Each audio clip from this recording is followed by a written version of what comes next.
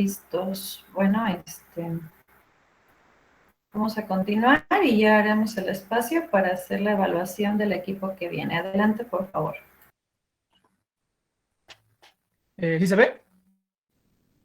Está cargando. Bueno, acá donde estoy está en PowerPoint. Y ya está en Ahí. pantalla completa. Listo. Ok, perfecto. Nosotros vamos a hablar sobre las mediciones analíticas en la industria energética. Bien, antes de empezar estas mediciones, vamos a echarle un vistazo a lo que es el ciclo de vapor en una planta energética. Esto de una manera general. Primero, se debe tener un suministro de agua, ya que como se ve, ya como que dije, es un ciclo de vapor, entonces el vapor tiene que provenir del agua. Entonces, primero se debe tener un suministro de agua. Esta agua se le denomina agua cruda, ya que contiene niveles muy altos de minerales, eh, por lo que debe ser tratada antes de pasar a todo el proceso del ciclo de vapor y generar energía eléctrica. A esta primera etapa se le llama el tren de desmineralización. Ahorita vamos a hablar con más detalle de esta etapa. Posterior a eso, se almacena en un contenedor y bueno, ya después de haber sido tratada, se le denomina como make-up water, bueno, por lo que yo entendí, es como agua que está ahí para su uso en el ciclo de vapor. Y ahorita voy a explicar por qué. O sea, bueno, es que hay dos tipos de agua que se utilizan aquí. Eh, Bien, posteriormente de eso, el agua es suministrada a la etapa del condensador, en donde se combina con el agua condensada proveniente de la turbina de vapor, como de las torres, así como del agua que proviene de las torres de enfriamiento. Luego de eso, el agua es suministrada por varios componentes, tales como las bombas que están aquí, los calentadores, un aerador en este caso, y para luego ya llegar a la parte del calentador o boiler. En esta etapa, el agua se calentará para evaporarla y suministrar ese vapor a la turbina de vapor y así generar energía eléctrica. Insisto, esta es una vista demasiado general. Cada una de las etapas tiene su propio proceso específico. Eh, pero como pudieron haber notado, todo el sistema siempre está en contacto con agua o vapor de agua, por lo que sus componentes siempre están en un riesgo muy alto de sufrir corrosión. Es por esto que se debe purificar el agua y realizar un tratamiento químico en ella, ya sea, bueno, como dije, en su primera etapa o incluso a mitad de etapa, bueno, a mitad del ciclo, porque se va contaminando con el paso del proceso. Bien. Bueno, como aquí pueden observar, la purificación del agua y el tratamiento químico reducen y controlan la corrosión en la planta energética, más bien en los componentes de la planta energética. Bien, el tren de desmineralización. Su principal, digamos, función es producir agua altamente pura de repuesto, la que es el make-up water, para las pérdidas normales del sistema y para proveer agua durante el arranque del mismo. El make-up water es una fuente de contaminantes para el sistema, debido a que está hecha de agua cruda, la cual contiene grandes cantidades de minerales disueltos, tales como lo son el sodio, el potasio, calcio, magnesio, algunas sales sulfatadas, así como sílice, entre muchos otros. Muchos de esos minerales representan un daño para el sistema, ya que son corrosivos o forman sarro en las paredes de los componentes, que es lo que le llaman el scaling. Eh, el tren de desmineralización, digamos que, perdón, el tren de desmineralización purifica el agua cruda, que contiene aproximadamente entre 100 entre 100 a 1500 partes por millón de sólidos disueltos a 10 a 20 partes por billón de sólidos disueltos. Esto lo hace en dos etapas, digamos, fundamentales, las cuales son la ósmosis inversa y un intercambiador de iones. Bien, en la parte de la ósmosis inversa, perdón, el proceso consiste de un filtrado de agua cruda. Dada su naturaleza de funcionamiento, usualmente es la primera etapa del proceso de desmineralización. Este proceso consiste en suministrar agua cruda a presión contra una membrana que es semipermeable. Es decir, es permeable contra el agua, pero es impermeable para sólidos disueltos. Como se puede observar aquí en la imagen, aquí digamos que los puntitos amarillos son los sólidos disueltos que cuando se le aplica presión al agua, la membrana no deja pasar estos sólidos y ya lo que se tiene después es agua pura, digamos. La eficiencia de este proceso depende de la condición de la membrana. Comúnmente la membrana está hecha de lo que es acetato de celulosa. Este material es degradado por agua alcalina, es decir, con agua de pH muy alto, por lo que su eficiencia se llega a ver afectada o va disminuyendo. Asimismo, cuando el agua cruda presenta endurecimiento por calcio y un pH alto, se tiene un aumento de sólidos disueltos, lo que ya llega a generar depósitos en el tanque donde se encuentre la membrana, donde se encuentra pues ahora sí que el proceso de ósmosis inversa. Bien, bueno, cabe mencionar que el pH debe estar en un valor de aproximadamente 5.5 para que la membrana no se vea degradada o dañada. Bien. Para evitar estos problemas y proteger a la membrana, se realiza una medición de pH al inicio del proceso de ósmosis inversa, tal como se puede ver aquí en la imagen. Además, se realiza la medición de conductividad, es la que está, vemos que aquí, el ratio instrument. Es una medición de conductividad a través de un sensor de conductividad de contacto con la finalidad de monitorear la calidad general del agua después de haber pasado por la membrana o por el proceso. Asimismo, bueno, aquí en el reject water es donde toda el agua que ya no pasó o los sólidos disueltos que ya no lograron pasar por la membrana, pues tienen que salir de algún punto para no contenerse en el mismo contenedor del proceso. Para eso es aquí el reject water. Asimismo, en algunas ocasiones el agua cruda contiene cloro y de igual forma degrada la membrana. Es por esto que el agua cruda, antes de entrar al proceso de ósmosis inversa, es tratada químicamente para retirar el cloro de ella. Esto se hace a través de la inserción de bisulfato de sodio o a través de una cama de absorción de carbón, tal como lo podemos ver aquí. Aquí ya tenemos, digamos que la membrana, una membrana ya como inicial para ir ya quitando partículas disueltas, una bomba para pues lograr llevar el agua hacia el contenedor y aquí ya se tiene la cama de carbón. En ella básicamente se filtra el agua y el carbón va absorbiendo o atrapando el cloro para luego ya nada más quedar agua libre de cloro.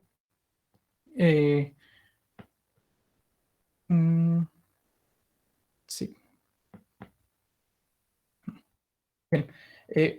Un sistema de ósmosis inversa, así que un sistema de ósmosis inversa tiene una eficiencia de hasta 98% y ya que no existe como una relación, ay, perdón, ya me perdí. Bien, tiene una eficiencia de hasta el 98% para los sólidos disueltos. Existe una relación que entre mayor sea la calidad del agua cruda que ingresa al sistema, mayor será la calidad de agua tratada obtenida al salir del sistema. Esto debido a que pues si entra agua, digamos, ya un poco limpia desde su origen natural, pues el proceso va a tener una eficiencia aún mayor, que en cambio si metemos agua ahora sí que muy sucia o con muchísimos sólidos disueltos, pues sí va a tener una eficiencia grande, pero como el agua ya está muy contaminada, pues sí se ve una reducción, pero no del todo. Es por esto que tenemos la segunda etapa del tren de desmineralización, la cual es el intercambiador de iones. Este proceso consiste en tanques que contienen perlas de resinas tratadas para que absorban cationes o aniones. Bien, los sistemas de ósmosis inversa raramente producen agua lo suficientemente pura para ser utilizada directamente como make-up water. Es por eso que se usa el intercambiador de iones. Estas perlas tratadas de resina son utilizadas para que absorban cationes o aniones. Una cama de cationes intercambia iones cargados positivamente por moléculas de hidrógeno, mientras que la cama de aniones intercambia los iones cargados negativamente por moléculas hidroxil. La combinación de estas dos moléculas forman agua. Aquí en esta imagen lo presentan al revés, a diferencia de la que tengo aquí adelante. Pero al final del día, digamos que el orden no afecta el resultado, se tiene lo mismo. Aquí está la cama de aniones. Para luego el agua que ya haya pasado por ahí va a pasar por una segunda cama para ahora de cationes. Esto para ir ya limpiando el agua tratada. Un sistema intercambiador de iones de dos camas produce un agua con una pureza de menos de 1 microsiemens sobre segundo. No obstante, existen los sistemas de cama mixta, es decir, en un solo tanque se combinan ambos tipos de perlas, tanto de cationes como de aniones. Este tanque es utilizado al final del proceso de los intercambiadores, digamos que para eliminar los sobrantes de contaminantes que no se lograron eliminar en las dos primeras camas. Digamos que, o sea, es básicamente como para pulir ya el agua ya ahora sí que final. Después de la cama de cationes, la cama de aniones, sobra un poquito de suciedad en el agua, entonces pasa por una tercera cama para ya ahora sí que quitar los restos. Y bien, el intercambiador de iones mixtos produce un agua con una pureza menor a 0.1 microsiemens sobre centímetro. Bien, es muy importante mencionar que las perlas de resina se agotan con el uso, igual que todo producto. En este caso, el decir que se agotan significa que dejan de tener la capacidad de intercambiar iones. Sin embargo, se pueden regenerar. Las resinas se regeneran al ser como enjuagadas con algunos químicos. Las resinas de cationes son regeneradas con ácido clorhídrico y las resinas de aniones son regeneradas con hidróxido de sodio. Así van, digamos que eliminando la suciedad que ya atraparon para dejarlas otra vez limpias y puedan volver a ser funcionales en el proceso.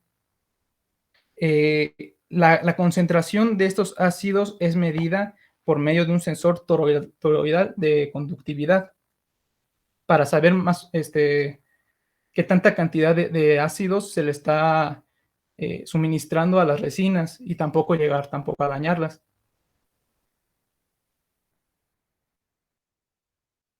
Se repitió. Bueno, el tren el sílice. Bien, es común en el tren de desmineralización es común que se hagan mediciones de sílice, ya que se genera después de este tren con la finalidad de proteger a la turbina. Es muy importante recalcar que casi que todo el ciclo de vapor está hecho para que la turbina de vapor funcione correctamente y no se dañe. El intercambiador de iones no tiene la capacidad de controlar ni eliminar el sílice encontrado en el agua que se está suministrando, sumando el hecho de que cuando las perlas se van agotando o se agotan, se incrementa la cantidad de sílice encontrada en el agua. El sílice no puede ser detectado por medio de mediciones de conductividad, debido a que, bueno, como pueden observar aquí, no existe una relación estable entre la conductividad y la cantidad de sílice encontrada, en este caso, en el agua. Para lograr una detección se realizan análisis químicos húmedos continuos para ya, digamos, como pueden observar aquí, la cantidad de concentración de sílice aumenta ahora sí que casi que proporcional, no, exponencial, conforme a la conductividad. Como se puede ver aquí, ya la cantidad de sílice que se encuentra en el agua no va proporcional a la conductividad que tiene esa agua. Entonces ya no se puede medir el sílice dentro del tren de desmineralización. Es por eso que ya se usan análisis químicos húmedos continuos para ir eliminando el sílice. El agua de enfriamiento. En este punto ya estamos en la etapa del condensador del ciclo de vapor. En este componente o dispositivo, el agua de enfriamiento convierte el agua de vapor de salida de la turbina en condensado. Este proceso se lleva de la siguiente forma.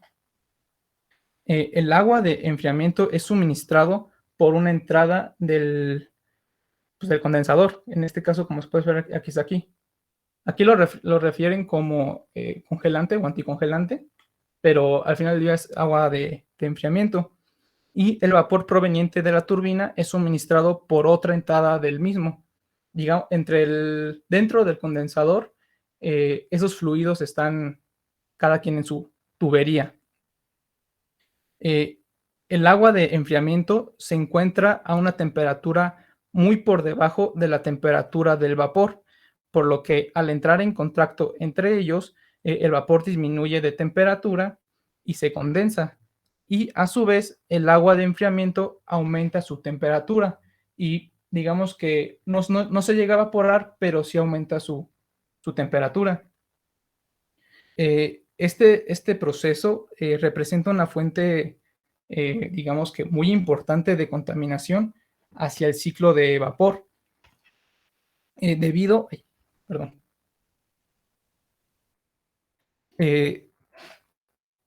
a que el agua de enfriamiento contiene grandes cantidades de sólidos disueltos. Porque, bueno, realmente el agua de enfriamiento no está como tratada como si fuera el make-up water. En teoría, como ya lo mencioné, cada líquido, tanto el agua de enfriamiento como el vapor de la turbina, se encuentran aislados uno con el otro. Es decir, dentro del condensador están en tuberías separadas.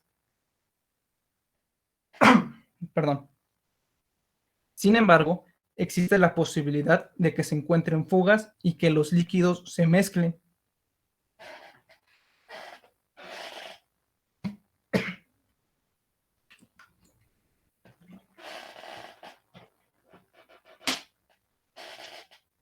Perdón, se me resecó la garganta. Bien. Esta contaminación... Ay, perdón.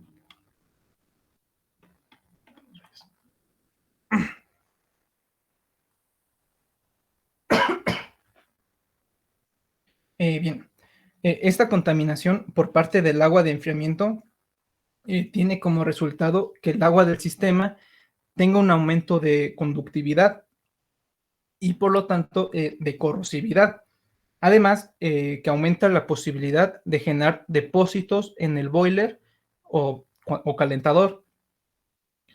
Para medir oportunamente las fugas en el proceso de condensado y la eficiencia de este, se utiliza un sensor de conductividad. Como lo vemos aquí, es un flujo un sensor de conductividad de flujo a través, para que antes de que, no, perdón, para que después de que salga del condensador ya se sepa si realmente ya el agua qué tan contaminada está el agua después del condensador.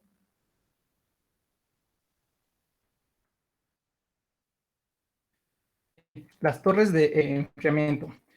Eh, Ahorita vamos a ver qué ocurre con el agua de enfriamiento una vez que ha sido calentada por el vapor en el proceso del condensado.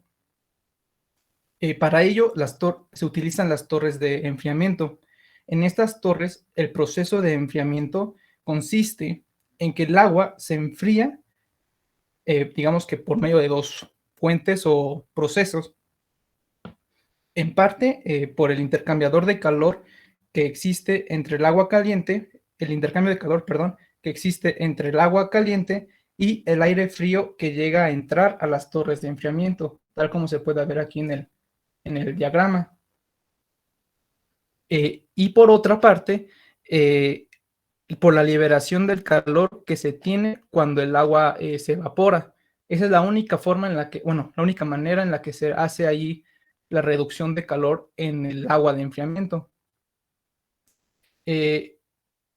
No obstante, este proceso conlleva un riesgo, ya que los sólidos disueltos se concentran o se van concentrando conforme el agua se va evaporando, ya que hay menos medio donde disolverse, se van concentrando y se van haciendo más, digamos que más sólidos. Estas impurezas generan corrosión y riesgo de generar depósitos tanto en los intercambiadores de calor como en el condensador.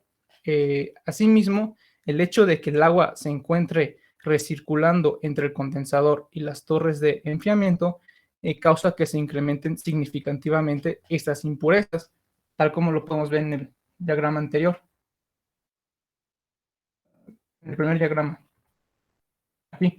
Tal como podemos ver aquí, eh, esas son las torres de enfriamiento. Ahí el agua que sale del condensador no solamente se va a la siguiente etapa de la bomba, más bien el agua de enfriamiento entra, digamos que enfría el vapor de la turbina para que llegue al condensador, se calienta y esa agua caliente se regresa.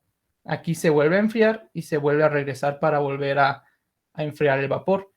Cada que se va haciendo este recirculamiento del agua, se va contaminando, ya que pues al final del día no siempre está limpio, ¿no? O sea, por las fugas y todo, se va contaminando esta agua. Bien.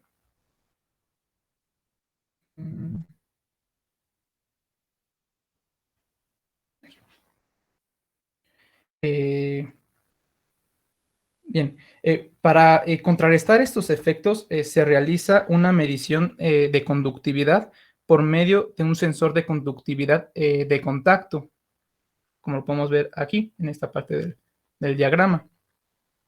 En caso de que la conductividad sea muy alta, el controlador abre una válvula que permite el suministro de make-up water hacia las torres de enfriamiento. No solamente el make-up water se utiliza para el ciclo de vapor, sino también como para reducir esas impurezas que ya se fueron generando a través del trabajo mismo de la planta o del ciclo de vapor.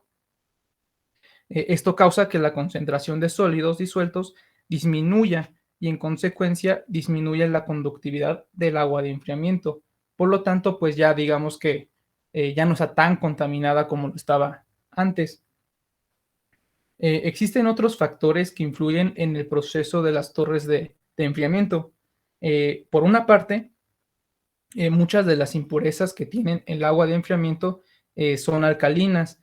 este tipo de impurezas son muy poco solubles a un pH elevado.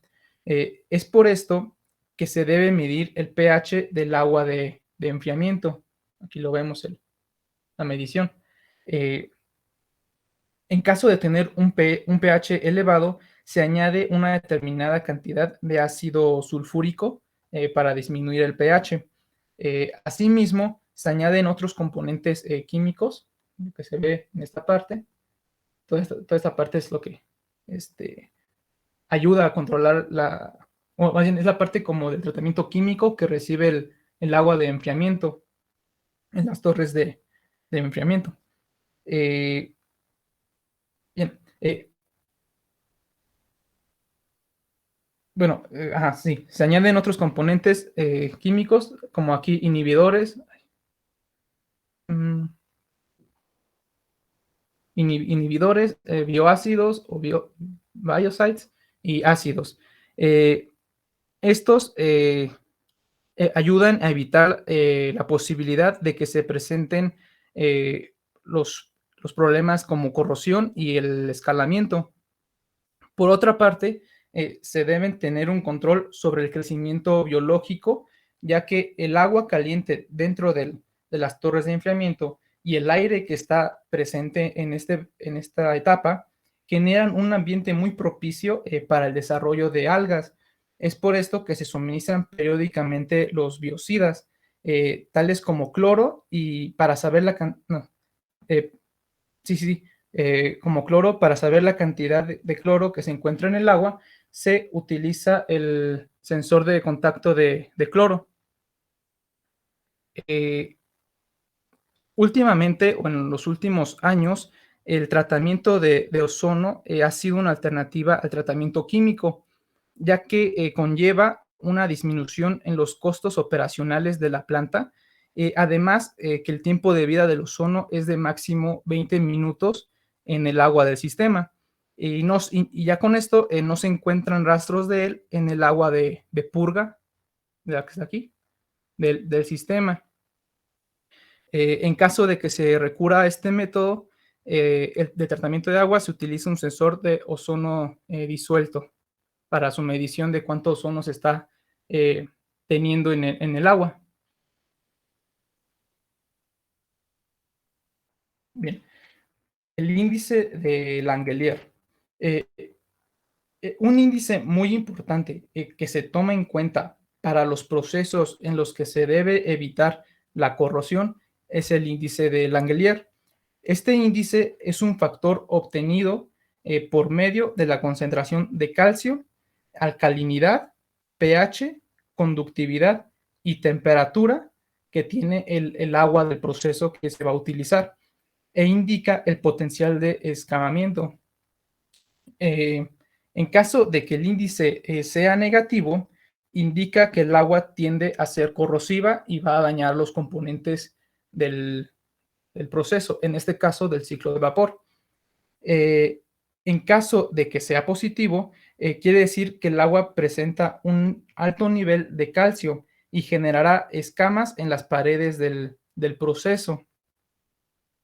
Bueno, y en caso de que el índice sea cercano a cero o cero, indica que el agua no es corrosiva ni ocasionará escamas en las paredes del proceso y se puede utilizar esa agua para el proceso a trabajar, en este caso el ciclo de vapor.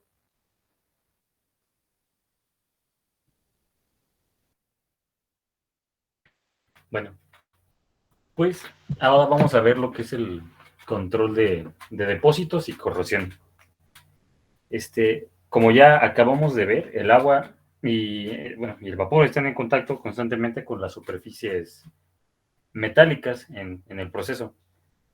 Entonces, entre más contacto hay, pues mayor se incrementa el potencial de corrosión, y la corrosión, pues que ya sabemos qué es lo que ocurre cuando hay un intercambio de iones del metal hacia la base, o desde el metal base, perdón, hacia el agua. Y estos se combinan entonces para formar óxidos y hidróxidos sólidos.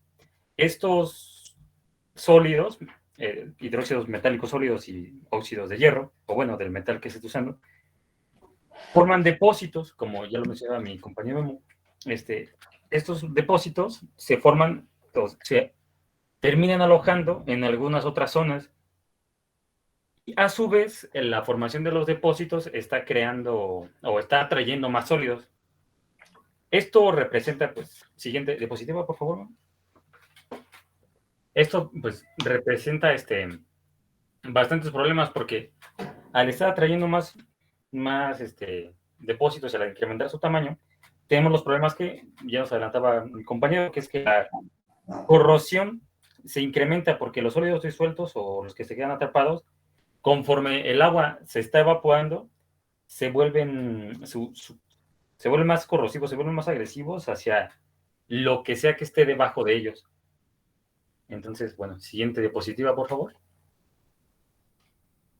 ¿Cuáles son las consecuencias que implica la presencia de depósitos? Bueno, estos son que, como al no ser buenos, no son buenos conductores de calor, interfieren con la eficiencia del proceso. También, por lo mismo, podemos experimentar fallas debido a sobrecalentamiento y se pueden acumular también propiamente en la turbina. Y los procesos y la corrosión se incrementa porque, por lo que les comentaba, de que el momento en que se le está evaporando el agua que tienen, se vuelven más agresivos. Y bueno, hay más contaminantes en la turbina aparte de esto, pero este puede ser uno de ellos. Entonces, bueno, siguiente diapositiva, por favor. El otro problema asociado con lo que a corrosión se refiere es que el amoníaco, el cual se suele utilizar o se utiliza para hacer control del pH, en presencia de trazas de oxígeno se vuelve agresivo, se vuelve termina siendo corrosivo para el cobre y las aleaciones de cobre que se estén utilizando. Entonces, en este sentido, es importante estar monitoreando constantemente y controlando los niveles de oxígeno disuelto en el agua, los más bajos posibles. Siguiente diapositiva, por favor.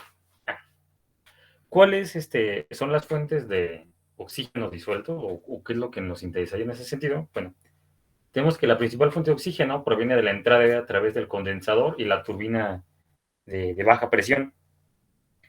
Entonces, ¿cuáles son los puntos de medición? Pues precisamente, aquí vamos a estar viendo que la descarga de la bomba de condensado es un punto de interés para la medición de oxígeno disuelto. ¿Por qué? Porque ahí en ese punto podemos verificar o detectar si existen fugas de aire.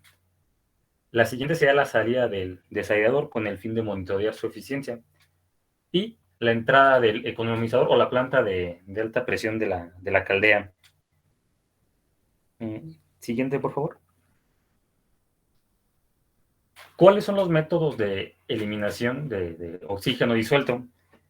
Bueno, aquí tenemos que, primero, el agua de alimentación de la caldera se le extrae el oxígeno mecánicamente en un calentador. Además, eso es antes de que llegue, a la bomba de alimentación de la caldera.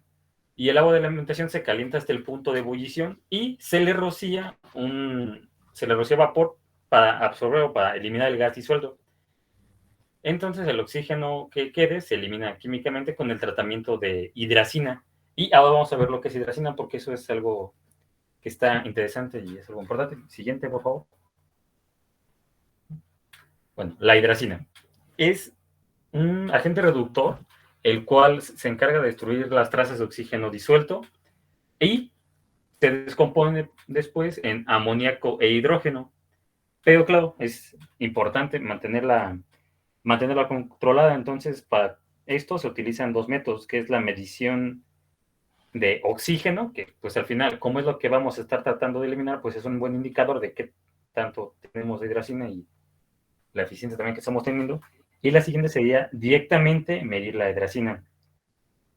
Además de ser un eliminador de oxígeno, la hidracina también es un agente pasivante y nos está produciendo una película protectora de óxido, o favorece más bien el ambiente de la generación de una película protectora de óxido en las aleaciones de cobre. Y esto es el siguiente tema y esto es clave para entender esta parte, lo de la formación de una película protectora de óxido, porque es la forma en la que vamos a estar protegiendo de la corrosión. Siguiente, por favor. Bueno, sé que tal vez puede parecer un poquito como contraintuitivo pensar en que si tratas de evitar algo en relación al óxido, como es sí, la corrosión como que genera la película de óxido puede parecer un poco extraño, pero la cosa está así, que cuando tenemos la película protectora en el interior de la tubería, pues esto nos va a estar generando, bueno, va a estar evitando que se oxide lo que está detrás de ella, como se puede ver en la imagen de abajo. Y, bueno, ¿cómo la logramos o cómo se mantiene esta película protectora? Bueno, para esto es importante estar teniendo buen control químico del agua que estemos utilizando. Con los valores adecuados nos va a favorecer la aparición de la película. Según qué material estemos utilizando, vamos a tener una distinta película. Para el caso de lo que es el hierro y el acero al carbón, sería magnetita, y para el cobre y sus aleaciones, sería el óxido cuproso. Siguiente, por favor. Entonces, como ya les decía, el control de la corrosión se logra mediante el mantenimiento de la película protectora, para lo cual,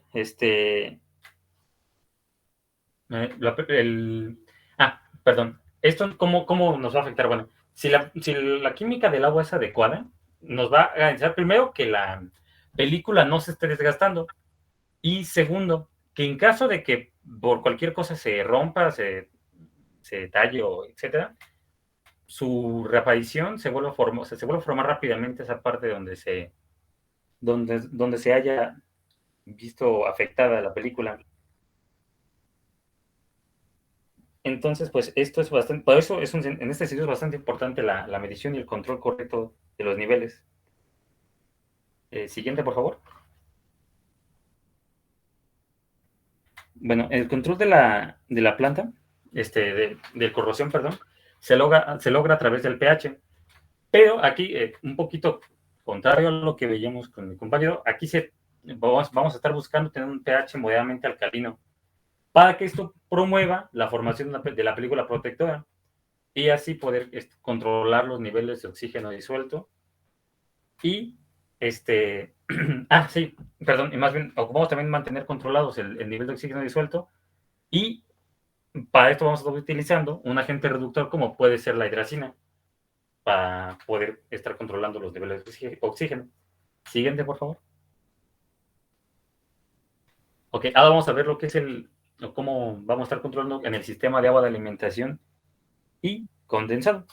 Entonces, bueno, primero, después de que la turbina, el agua, perdón, salga de la turbina, el vapor se condensa con el uso de agua de refrigeración y se deposita en pozos calientes.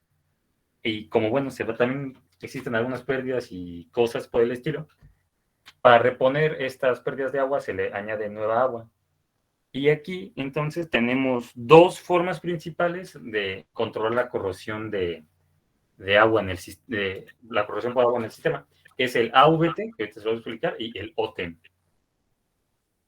Siguiente, por favor.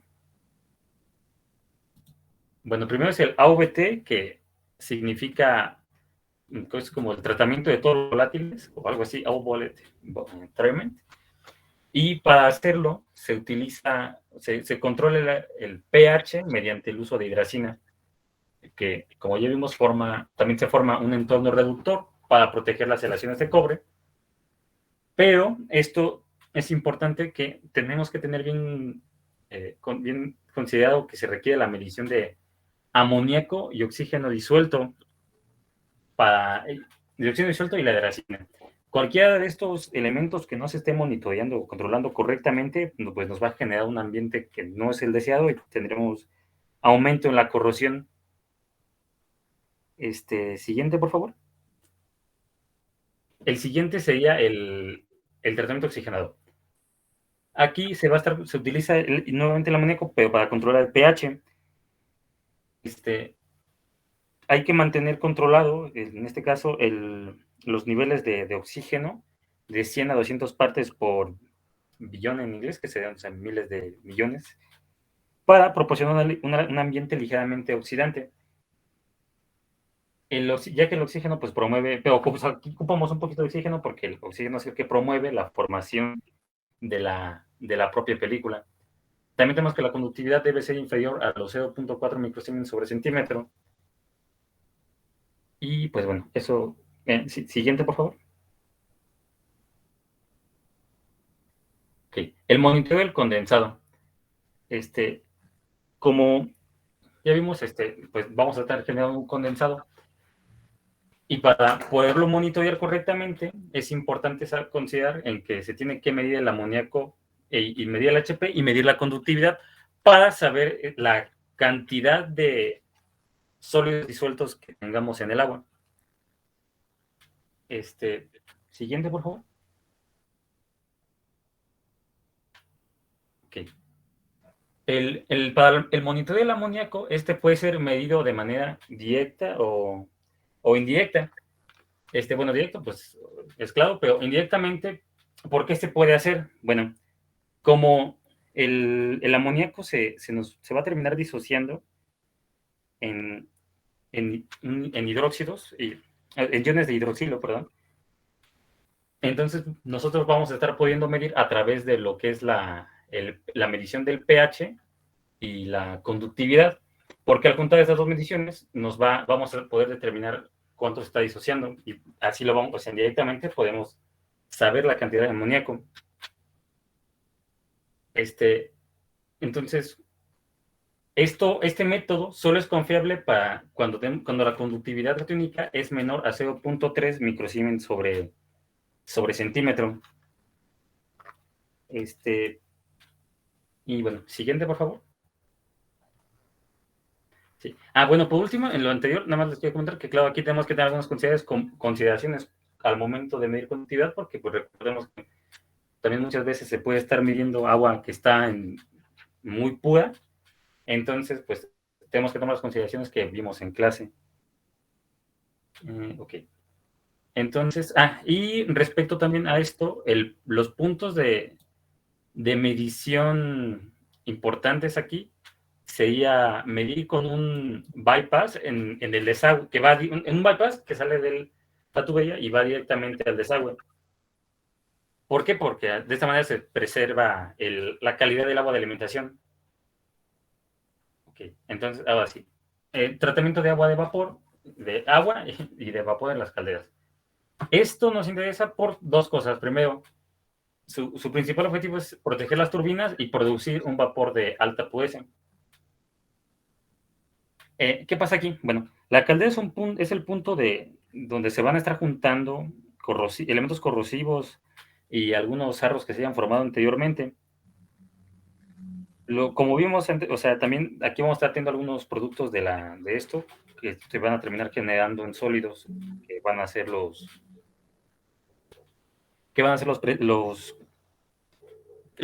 depósitos, perdón. Y bueno, estos, como ya vimos anteriormente, se van a acumular y nos van a generar fallos, se van a acumular en distintos lugares. Y bueno, siguiente, por favor. Aquí hay que, ahora sí mencionar tal vez, también ya lo comentaba mi compañero del sílice, perdón. El sílice pues está inevitablemente presente en agua e incluso en tierra. Esto es, bueno, para nosotros en general no es un problema, pero en este caso sí, porque puede ser que se esté juntando en la turbina, aunque sea obviamente invisible, va a estar presente y si la concentración es bastante alta, se va a estar pegando y sumado a los depósitos formados, nos va a estar pudiendo obstruir la turbina y pues eso es el elemento importante al lado de la producción. Entonces, es algo que no deseamos que pase porque pues se acumularía y genera algunas fallas. La mejor manera de hacer esto, de controlarlo, es teniendo un pH alcalino, ligeramente alcalino y midiendo la conductividad y el pH del agua. Siguiente, por favor.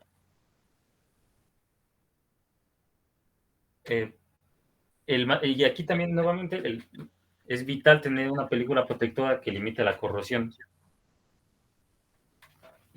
bueno, de hecho, lo que es lo que les comentaba, de que necesitamos tener bien medidos los sólidos disueltos y tener un pH ligeramente alcalino en la muestra que estemos utilizando. Siguiente, por favor. Ok. Aquí para esto, en las centrales eléctricas se utiliza hidróxido de sodio y sales de fosfato para tratar el agua de la caldera, lo que nos favorece el ambiente ligeramente alcalino. Siguiente, por favor. Ok, los tres principales métodos de control es el control coordinado de pH del fosfato, el tratamiento congruente con fosfato y el tratamiento con fosfato de equilibrio, con equilibrio del fosfato, perdón. Siguiente. Y ahora sí, ya para finalizar, aquí tenemos que es importante tener una producción de vapor de alta pureza porque, bueno, perdón, ¿cómo llegan más bien las impurezas al vapor? Bueno, esto se debe al arrastre mecánico. Hablando de arrastre de mecánico, nos referimos a que el agua de la caldera, que junto con el vapor va atrayendo pequeñas partículas, las cuales se van trayendo con la corrosión, y estos traen los contaminantes no deseados, aparte de también, claro, la sílice que ya mencionábamos. Estos contaminantes al final se van a estar terminando en la turbina o en algún otro elemento causando adhesión y obstrucciones. El más común de ellos pues, es el sílice. Y la única forma de controlar estos elementos es mediante el control y monitoreo de los sólidos disueltos en el agua de la caldera. Y pues creo que eso ya sería todo por mi parte.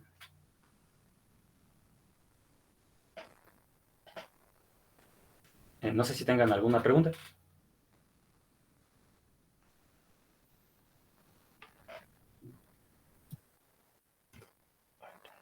No, sí, yo tengo una. ¿Cómo habías mencionado que, bueno, era la medición del índice de Langelier?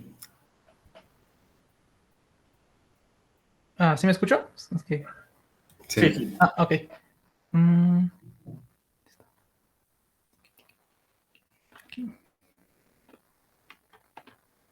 Bien, el índice de Langelier, en caso de que sea negativo, significa que el agua tiende a ser corrosiva y por ende llega a dañar los componentes del ciclo de vapor o de los componentes en general del proceso en donde vaya a estar esa agua. Y en caso de que sea positivo, significa que el agua presenta un alto nivel de calcio y generará escamas en las paredes de los componentes. Y lo ideal es que el índice sea 0 o muy cercano a 0, ya que este indica que el agua no es corrosiva ni presenta un alto nivel de calcio, por lo que realmente es ideal para el proceso. No presenta muchos problemas. No sé si resolví tu duda. Sí, sí. Gracias.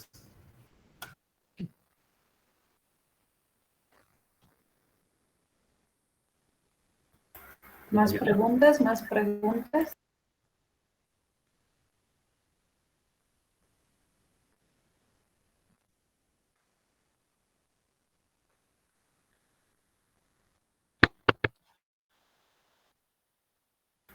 Oigan, necesitamos más preguntas. ¿Ya se fueron? ¿Siguen ahí?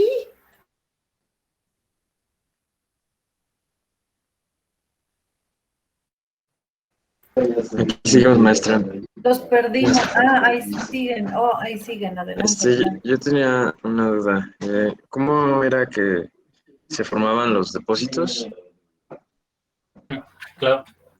Los depósitos ocurren porque como todo el tiempo estamos teniendo contacto entre el vapor y las superficies metálicas, pues esto nos va a estar generando óxidos. Bueno, nos va a estar generando, o sea, por la corrosión, perdón, nos va a estar generando óxidos, hidróxidos sólidos. Estos son los que después se van a alguna otra parte del proceso, especialmente en partes donde hay intercambio de calor, y se van a estar acumulando. Y bueno, ya después esto ocasiona los problemas ya vistos de que a su vez atraen más cosas y incrementan la corrosión de la zona en la que estén, la zona que esté justo debajo del depósito. Ah, sí, sí, sí. Gracias.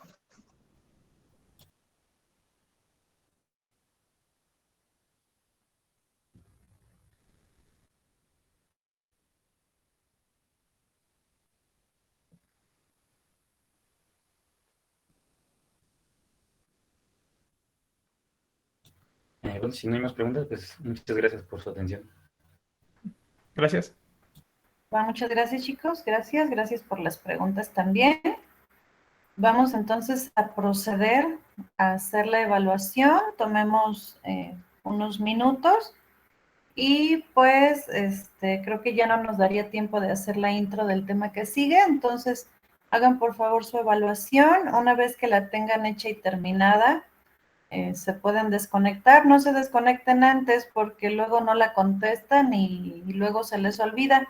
Entonces, por favor, tomen unos minutos y ya que esté lista su evaluación y la hayan subido, ya se desconectan, ¿sale? Y continuamos el lunes.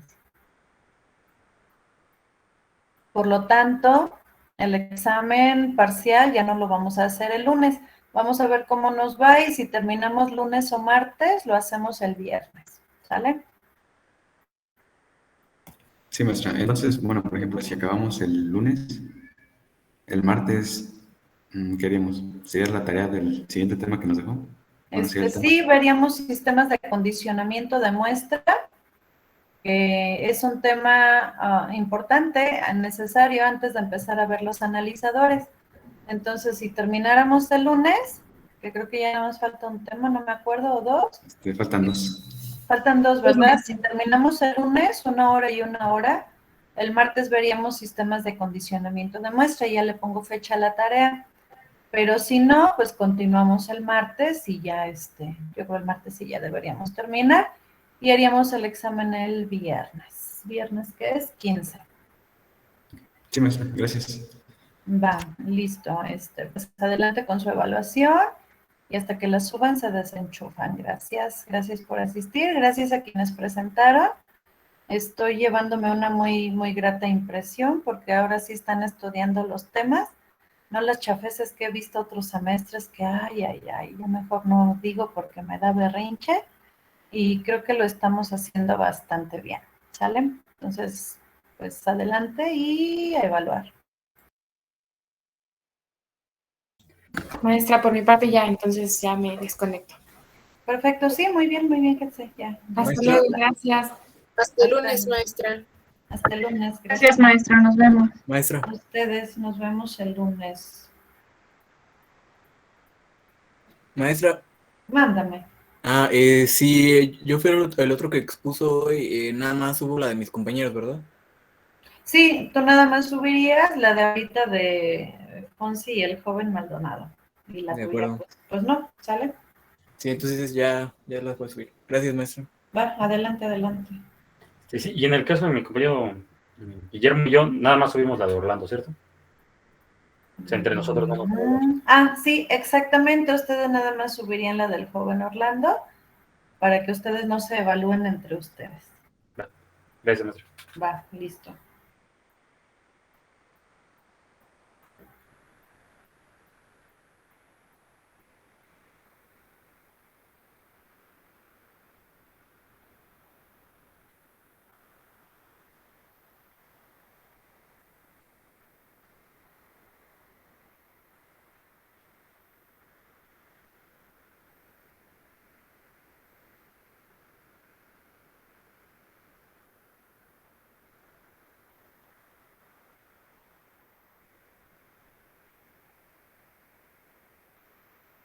Nos vemos el lunes, maestra. Hasta el lunes, José Carlos. Listo, maestra, ya envié mi evaluación. ¿Vale? El lunes. Muchas gracias. Ya, hasta el lunes a ti. Listo, maestra. Gracias, nos vemos el lunes. Listo, hasta el lunes. A ti, hasta el lunes. Entra con tu cuenta institucional.